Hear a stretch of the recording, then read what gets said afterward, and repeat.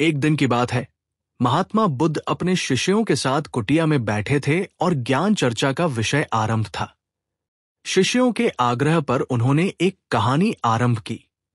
समीर नाम का एक जल्लाद मगध राजमहल के पीछे बने कस्बे में रहता था। वह मगध साम्राज्य का प्रमुख जल्लाद था। उसका सारा जीवन दोषियों को फांसी देने में बीत गया। अब वह लगभग 60 वर्ष की आयु का हो गया था। समीर अब राजकीय सेवा से मुक्त हो चुका था और अपना अंतिम जीवन वह अपने घर में व्यतीत करता था। अपने जीवन काल में किए गए सभी घटनाओं को याद करता और पश्चाताप करता। मेरे हाथों इतने जीवों की हत्या हुई। यही सोच विचार करते हुए वह नहा धोकर तैयार हुआ। जैसे ही वह खाना खाने के लिए बैठा, दरवाजे पर आवाज आई। समीर बाहर निकलकर देखता है तो एक भिक्षुक उनके द्वार पर खड़ा है, जो जान पड़ता है काफी दिनों की तपस्या के बाद उठा है और भूख से व्याकुल है। समीर तत्काल अपना वह भोजन जो स्वयं के लिए था, वह भिक्षुक को समर्पित कर दिया।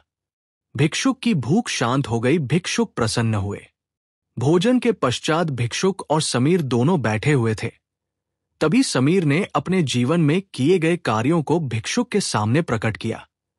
समीर ने बताया, वह राजकीय सेवा के दौरान अनेकों कैदियों अथवा अपराधियों को मृत्युदंड दिया, जिसके कारण मुझे अपने पर अपराध बोध होता है और ग्लानि के भाव में सदैव ग्रस्त रहता हूं। भिक्षुक बड़े ही शांत चित्त भाव से समीर की बातों को सुन रहे थे और रह रहकर मुस्कुरा रहे थे।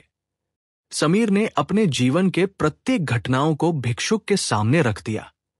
समीर की सभी बातें समाप्त होने के बाद भिक्षुक ने उसे दोनों हाथों से उठाया और हृदय लगा लिया।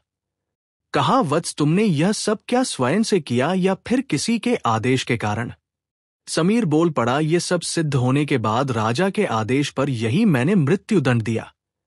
वत्स, फिर तुम दोषी कैसे हुए? तुमने तो अपने स्वामी के आदेशों का पालन किया है। ऐसा कहते हुए भिक्षुक ने समीर को धम्म के उपदेशों को सुनाया। उपदेश पूर्ण कर भिक्षुक वापस लौट गए। समीर जैसे ही भिक्षुक को विदा कर वापस आता है, उसकी मृत्यु हो जाती है, जिसके उपरांत उसे मोक्ष की प्राप्ति होती है। कहानी अंत कर महात्मा बुद्ध शांत हुए। महात्मा बुद्ध के शिष्य इस पूरी घटना को ध्यानपूर्वक सुन रहे थे। उन्होंने महात्मा बुद्ध से पूछा, जिसने जीवन भर अनेकों हत्या की थी, वो मोक्ष कैसे प्राप्त कर सकता है? महात्मा बुद्ध मुस्कुराए और अपने शिष्यों को समझाया, जिसने जीवन में पहली बार ज्ञान की प्राप्ति की हो, अंत समय जिसका निकट हो और ज्ञान के शब्द उसके कानों में पड़े हो, वो मोक्ष की प्राप्ति कर लेता है। महात्मा बुद्ध ने बताया, हजारों हजार शब्दों के उपदेश व्यर्थ है जब तक व्यक्ति का मन शांत ना हो। मन शांत होने पर एक शब्द से भी ज्ञान प्राप्त हो सकता है। ज्ञान से ही मोक्ष की प्राप्ति संभव है।